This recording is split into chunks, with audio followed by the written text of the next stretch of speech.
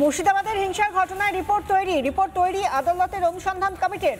মুর্শিদাবাদে হিংসার ঘটনায় নিষ্ক্রিয় ছিল পুলিশ, ক্ষতিগ্রস্তদের সাহায্য করেনি পুলিশ। 11 এবং 12 এপ্রিল বারবার পুলিশকে ফোন করলেও পুলিশ আসেনি। 300 মিটার দূরে থানা থাকলেও আসেনি পুলিশ। হিংসায় ক্ষতিগ্রস্ত হয় 113টি বাড়ি। শপিং মলেও লুটপাট চালানো হয়। দাসপাড়ায় 29টি দোকান ভাঙচুর করা হয়। সবচেয়ে ক্ষতিগ্রস্ত হয় বেদবোনা গ্রাম, ভাঙা হয় হিন্দু মন্দির। মুর্শিদাবাদের ঘটনায় উদ্বেগ প্রকাশ অনুসন্ধান কমিটির। স্থানীয়রা স্থায়ী বিএসএফ ক্যাম্প ও কেন্দ্রীয় বাহিনীর নিরাপত্তার দাবি জানিয়েছেন বলে রিপোর্টে উল্লেখ। মুর্শিদাবাদে যেভাবে হিংসার ঘটনা ঘটেছে, যেভাবে দুষ্কৃতীরা নৈরাজ্য বানিয়ে দিয়েছিল মুর্শিদাবাদের বিস্তীর্ণ এলাকাকে, বিশেষ করে ধুলিয়ানের বিস্তীর্ণ এলাকাকে, সেই জায়গা থেকে এবার আদালতের গঠন করা যে অনুসন্ধান কমিটি, তার রিপোর্ট তৈরি এবং সেই রিপোর্টে যা রয়েছে বলে সূত্রের খবর, মুর্শিদাবাদে হিংসার ঘটনায় পুলিশ নিষ্ক্রিয় ছিল। তাদেরকে ডাকা হলেও তারা সাহায্য করেনি ক্ষতিগ্রস্তদের। 11 আর 12 এপ্রিল বারবার পুলিশকে ফোন করা হয়েছিল, কিন্তু পুলিশ আসেনি। 300 মিটার দূরে মাত্র থানা, তা সত্ত্বেও পুলিশ কোনো সাড়া দেয়নি, পুলিশ এলাকায় আসেনি। হিংসায় ক্ষতিগ্রস্ত হয় 113টি বাড়ি। শুধু তাই নয়, শপিং মলেও লুটপাট চালানো হয়।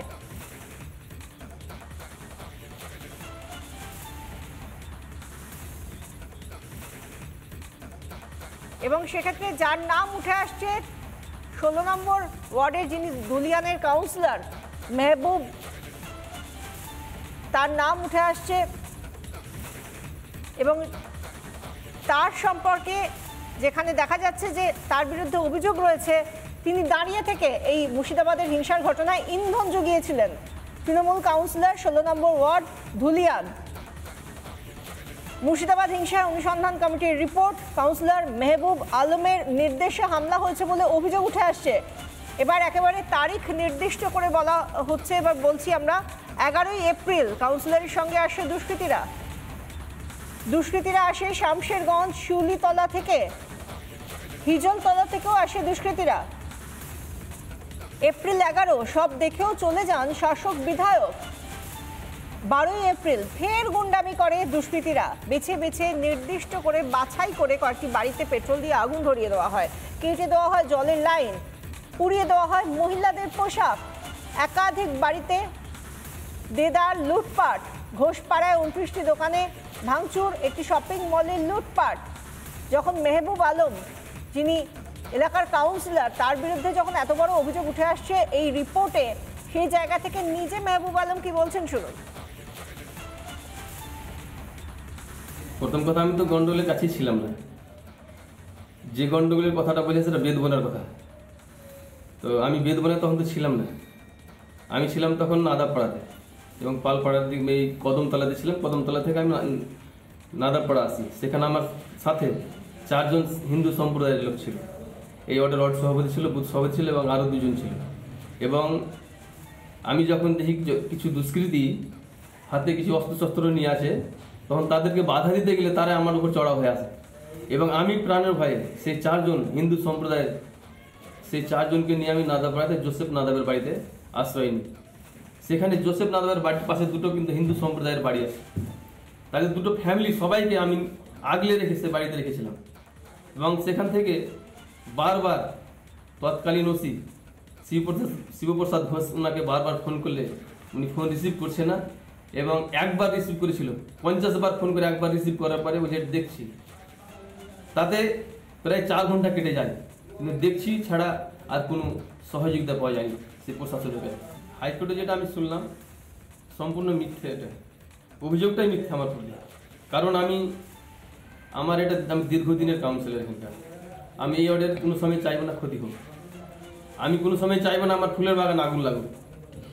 আমি বেদবোনার মানুষকে ভালোবাসি, তাদের প্রোটেকশন দিয়ে গেলাম শুক্রবার। এবং শনিবার যে ঘটনাটা ঘটে সেদিন আমি বেদবোনাতে ছিলাম না, আমি সেদিন ছিলাম কদমতলা, এবং কদমতলা থেকে নাদাবপাড়ায় আমি আশ্রয় নিয়েছিলাম প্রাণের ভয়ে। তো কি করে আমি বেদবোনায় গেলাম? হিংসায় পুলিশের নিষ্ক্রিয়তার অভিযোগ উঠে আসছে এই রিপোর্টে। কি হয়েছিল? 2 দিন ধরে মুর্শিদাবাদে হিংসা হয়। 11 এবং 12 এপ্রিল পুলিশকে বারবার ফোন করেন বেদবোনার সাধারণ মানুষ, কিন্তু ফোন পেয়েও উত্তর দেয়নি পুলিশ। কোথায় ছিল থানা? না মাত্র 300 মিটার দূরে।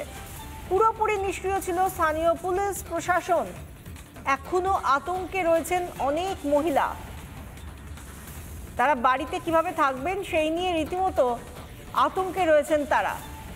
পুলিশের চেহারা তো তারা দেখে নিয়েছেন, মাত্র 300 মিটার দূরে থাকা থানা থেকে পুলিশকে আসতে তারা দেখেননি। পুরোপুরি নিষ্ক্রিয় পুলিশ ছিল, সেটা তারা প্রত্যেকটা ক্ষেত্রে বারবার আমাদের ক্যামেরার সামনে বলেছেন, এবং এখন তার প্রত্যেকটা কথা যে সত্যি সেটা এই রিপোর্ট থেকে উঠে আসছে। বাড়িতে থাকতে চাইছেন না অনেকেই। বিএসএফ সরলে ফের হামলার আশঙ্কা। কতদিন বাঁচাবে বিএসএফ? গ্রামবাসীদের বারবার হুমকি দুষ্কৃতীদের। দায় ঝাড়তে মমতা বন্দ্যোপাধ্যায় কি বলেছিলেন? না বহিরাগতের তত্ত্ব খাড়া করেছিলেন, যে কোনো বহিরাগতরা এসে এই ধরনের ঘটনা ঘটিয়েছেন। সেই কথাই বলেছিলেন মমতা বন্দ্যোপাধ্যায়। বহিরাগত তত্ত্ব নস্যাৎ করে দিল আদালতে তৈরি করা কমিটি। হাইকোর্টে দেওয়া রিপোর্টে কমিটির পক্ষ থেকে জানানো হয়, কোনো বহিরাগত নয়, বরং দুষ্কৃতীরা এসেছিল শামশেরগঞ্জ হিজলতলার ডিগ্রির দিক থেকে। মুখে কাপড় বেঁধে হামলা চালায় বলে সূত্রের খবর। দুষ্কৃতীদের সঙ্গে এসেছিল কাউন্সিলর মেহবুব আলমও। ঘটনাস্থলে গিয়েও কোনো ব্যবস্থা নেননি বিধায়ক। মমতা বন্দ্যোপাধ্যায় সেদিন ঠিক কি বলেছিলেন বহিরাগত তত্ত্ব বলার সময়, শুনুন। বর্ডার এরিয়ায় বিএসএফ কাকে কাকে হাত করেছে এবং কিছু বাচ্চা ছেলেকে 5,000-6,000 টাকার বিনিময়ে ইট ছুড়িয়েছে, এটাও কিন্তু আমি খুঁজে বের করব। আমার একটাই কোশ্চেন থাকবে হোম মিনিস্ট্রিতে, যারা খাইয়ে এনআইকে দিয়ে টুইট করিয়েছেন, যদি বাংলাদেশ সত্যি যাই হয়ে থাকে বাংলাদেশের লোক, আপনি কেন ঢুকতে দিলেন? বিএসএফ কেন ঢুকতে দিয়েছিল? বিএসএফ কেন এলাও করলো? আদালত গঠিত যে অনুসন্ধান কমিটি, তার রিপোর্টে প্রত্যেক ছত্রে ছত্রে স্থানীয় যে প্রশাসন, রাজ্যের যে ভূমিকা, পুলিশের যে ভূমিকা, তা নিয়ে রীতিমতো প্রশ্ন করা হয়েছে, এবং সেখানে পুলিশ নিষ্ক্রিয় ছিল সে কথাও বলা হয়েছে। এই নিয়ে কি বলছেন বিজেপি রাজ্য সভাপতি সুকান্ত মজুমদার এবং আসানসোল দক্ষিণের বিজেপি বিধায়ক অগ্নিমিত্রা পল, শুনুন। প্রশ্ন হচ্ছে, লোকাল অ্যাডমিনিস্ট্রেশনের হেল্প ছাড়া দাঙ্গাকারীরা কিভাবে করলেন? এই প্রশ্নটা প্রশাসনকে উত্তর দিতে হবে, মমতা বন্দ্যোপাধ্যায়কে উত্তর দিতে হবে। এই যে ঘটনাগুলো আমরা বলছি, তার থেকে পুলিশ স্টেশনের দূরত্ব হচ্ছে 300 থেকে 400 মিটার। আজকে যে তৃণমূল কংগ্রেসের নেতারা যারা লাফিয়ে লাফিয়ে জয় বাংলা করে চিৎকার করেন, তাদেরকে আমি প্রশ্ন করতে চাই যে আগামী দিনে বসিরহাট হোক বা মঙ্গলকোট হোক বা শিলিগুড়ি হোক, যখন এইভাবে আক্রমণ হবে, মন্দির ভেঙে ফেলা হবে, সেই সময় তাদের বাঁচাবে কে? আমরা মহামান্য আদালতের কাছে আবেদন করব যে মহামান্য আদালত রেসপন্সিবিলিটি ফিক্স করুন, কার দায়িত্ব ফিক্স করুন। কেন প্রশাসন নড়েনি? বিএসএফ আসার আগে পর্যন্ত রাজ্য প্রশাসন, জেলা পুলিশ কেন ফিল্ডে নামেনি? এর এনকোয়ারি হওয়া দরকার, তদন্ত হওয়া দরকার। কার নির্দেশে নামেনি? এটা প্রশ্ন করতে চাই মুখ্যমন্ত্রীকে। মুখ্যমন্ত্রী, আপনি তো বলেছিলেন বিজেপি আর বিএসএফ নাকি করিয়েছে।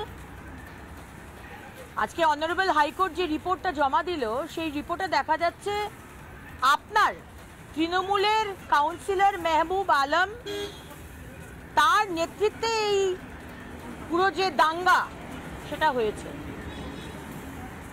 আপনি দুদিন আগেও বলেছিলেন যে দাঙ্গা নাকি বিজেপিরা করে, আপনি নাকি দাঙ্গা করেন না। কাউন্সিলর আপনার, পুলিশ আপনার, পুলিশ যায়নি। সেখানকার মা বোনেরা, তাদের ইজ্জত লোটা হয়েছে, তারা ছাদ থেকে লাফিয়েছে প্রাণ বাঁচানোর জন্য, সম্ভ্রম বাঁচানোর জন্য। পুলিশ সেখানে পৌঁছয়নি। তাহলে মমতা ব্যানার্জি, আমি আপনাকে কি প্রশ্ন করতে পারি যে আপনাকে এই তদন্তের আওতায় কেন আনা হবে না? মুর্শিদাবাদের হিংসার ঘটনা নিয়ে কি বলছেন তৃণমূল বিধায়ক মনিরুল ইসলাম এবং রাজ্যের মন্ত্রী আকরুজ্জামান, শুনুন। কোথাও ভুল ভ্রান্তি হয়েছে, তার জন্য আমাদের সফল মুখ্যমন্ত্রী আমাদের মমতা ব্যানার্জি, আপনারা জানেন শামসানগঞ্জের থানার ভারপ্রাপ্ত ওসিকে সাসপেন্ড করা হয়েছে, তার সাথে সাথে একটা এসআইকে সাসপেন্ড করা হয়েছে, এসপিকে বদল করা হয়েছে। কারণ আমরা এই ধরনের ঘটনা কখনো আমরা দেখিনি। কোথাও যদি ফাঁক ফোকর হয়ে থাকে, তার জন্য পানিশমেন্ট ওরা পেয়েছে। ধরুন আজকে স্যানিটেশন নিয়ে একটা প্রোগ্রামে এসেছি, এখন এই মুহূর্তে যদি অন্য প্রশ্ন করেন উত্তরটা কোনোভাবে দেবো এই ব্যাপারে আপনি বলছেন, আমার এটা জানা নেই। হ্যাঁ, মানে আপনার মুখে প্রথম শুনলাম, তথ্য না জেনে তো আপনাকে কিছু আমি বলতে পারি না, সত্যি এই ব্যাপারে আমার মন্তব্য ঠিক। এবং তারা আরও রিপোর্ট দিয়েছে যে পুলিশ সেখানে ছিল, কিন্তু পুলিশ আমি এই ব্যাপারে যেহেতু কিছু জানি না, না জেনে আপনাকে মন্তব্য করাটা আমার সমীচীন হবে না। বাছাই করে নির্দিষ্ট কিছু জায়গায় গিয়ে সেই সমস্ত বাড়িঘর ভাঙা হয়েছে, দোকানপাট ভাঙা হয়েছে, বাড়িতে আগুন লাগিয়ে দেওয়া হয়েছে, এমনকি মন্দিরও ভাঙচুর করা হয়েছে। এই নিয়ে কি বলছেন হিরণময় মহারাজ, শুনুন। একটা ভয়ঙ্কর পরিস্থিতি যেখানে সনাতনীদের নিরাপত্তার অভাব, সনাতনীরা এমনভাবেই খালি মার খাবে, সনাতনীরা এমনভাবেই বারবার তাদের আগুন লাগিয়ে দেওয়া হবে, তাদের ঘর বাড়ি পুড়ে যাবে।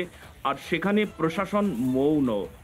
তাদের মৌন মুখে কি উত্তর দিতে চায়? তারা মৌন কেন? সবাই কি মৌন থাকবে? সবাই কি চুপ থাকবে? কি আশ্চর্য ব্যাপার! আমরা কি সেই মাতসন্যায় পৌঁছে গেছি? নানা ধরনের কন্টেন্ট দেখার জন্য লাইক করুন, শেয়ার করুন আমাদের ফেসবুক পেজ, সাবস্ক্রাইব করুন আমাদের ইউটিউব চ্যানেল। পাশাপাশি অন্যান্য ব্রেকিং নিউজের জন্য অবশ্যই চোখ রাখুন রিপাবলিক বাংলায়।